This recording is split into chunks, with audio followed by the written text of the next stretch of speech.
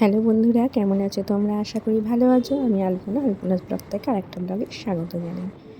দেখতেই পাচ্ছ আমরা ট্রেনে করে যাচ্ছি, বেরিয়ে পড়েছিলাম দুর্গাপুরের উদ্দেশ্যে। যাওয়ার কারণ ছিল দুটি। এক ছিল ওর কাকিমা, কাকু কাকিমা খাওয়াবে বলেছিল, এটি হলো বাবার খুব ভালো ছোটোবেলাকার বন্ধু। আর একটা হলো একেবারে আমরা মেয়ের বিয়ে নেমন্তন্ন সেরে চলে আসবো, কারণ রাস্তাটা তো অনেকটাই, বারবার যাওয়া সম্ভব হবে না। একই সঙ্গে যাচ্ছিলাম, সঙ্গে ছিল হলো জামাই আর ওর মা, কারণ জামাইয়ের যে মামার বাড়ি সেটি হলো দুর্গাপুরে। সেই জন্যে আমরাও যখন যাচ্ছি সেই জন্য একসঙ্গেই চলে গিয়েছিলাম।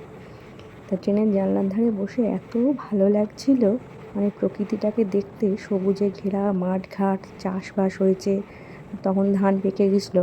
তো কিছু জমিতে ধান কাটা হয়েছে, কিছুতে কাটা হচ্ছে, বা কিছু জমি এখনও কাটা বাকি আছে। সেই সব দেখতে দেখতেই সময়টা দিয়ে কেটে গেল, এরকমভাবে পৌঁছেও যাব। দেখো এত সুন্দর সবুজে ঘেরা, সারি এক সার দিয়ে কলা গাছ, ধান ক্ষেত, বিভিন্ন গাছপালা, এই যে। আর পরপর স্টেশনগুলো, তাদেরকে পিছনে ফেলে রেখে দৌড়ে চলেছে আমাদের ট্রেন প্রচণ্ড গতিবেগে, কারণ এক্সপ্রেস ট্রেনগুলো তো এরকমই যায়। স্টেশনগুলো যখন বেরোচ্ছে চোখের নিমিষে চলে যাচ্ছে। এই দেখো, এটি হলো ধান ক্ষেত। দেখছো কিছু জমিতে এখনও ধান একটু পাকতে বাকি আছে, কিছুগুলো কাটা হয়ে গেছে, কেটে ধান রেখে দিয়েছে। ওই ধানগুলোকে আবার বেঁধে তুলবে। এগুলো আমরা জানি কেন, আমরাও তো গ্রামের মেয়ে, সেই জন্য এগুলো জানি। আর এই যে বলতে বলতে দেখো আমরা দুর্গাপুর স্টেশনে নেমেও গেছি। এই যে জামাই আর ওর মা। তো প্রথমে বলেছিল জামাইকেও আমাদের ওর বাবার বন্ধু যেতে বলেছিল, তাই ওর মা বললো তাহলে আমাকে বাসে তুলে দে। তা আমাদের ওই দাদা আনতে এসেছিলো, তো সেই জন্য বললো না আমিই ছেড়ে দেবো। এই যে 3 নম্বর প্ল্যাটফর্মে আমাদের ট্রেন দিয়েছিল।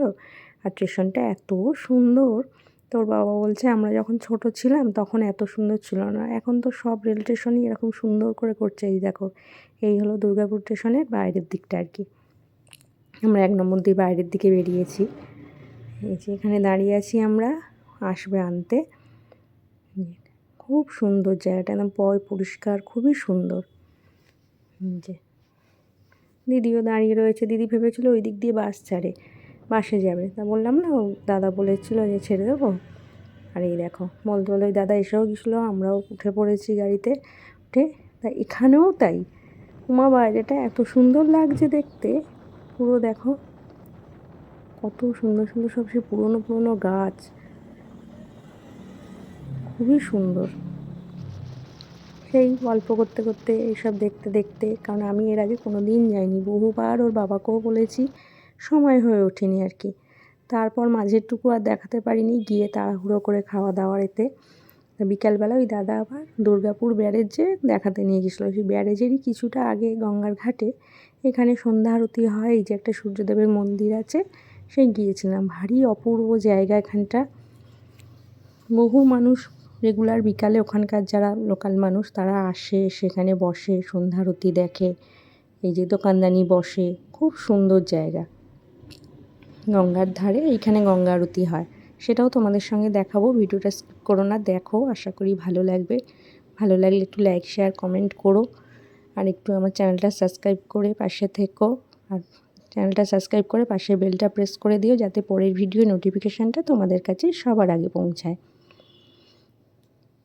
এই দেখো ওদিকটা পুরো অন্ধকার, ওদিকটা গঙ্গা। আর এই যে আমরা একটু মন্দিরটায়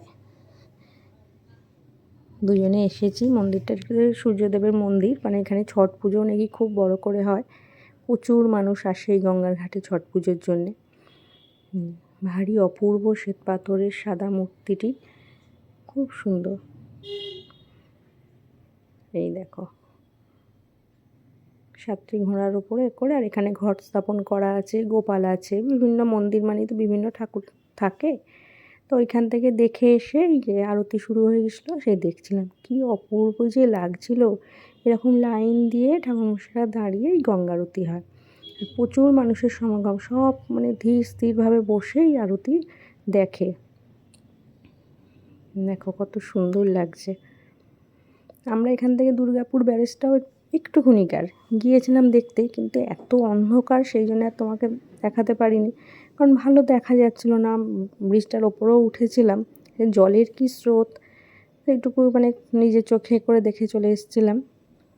এখান থেকে আবার যাব ঋত্বিকের মামার বাড়ি, মানে জামাইয়ের মামার বাড়ি। একবার এসেছি যখন, মানে ওখানে গিয়েছি যখন, দেখা করে আসাটা উচিত।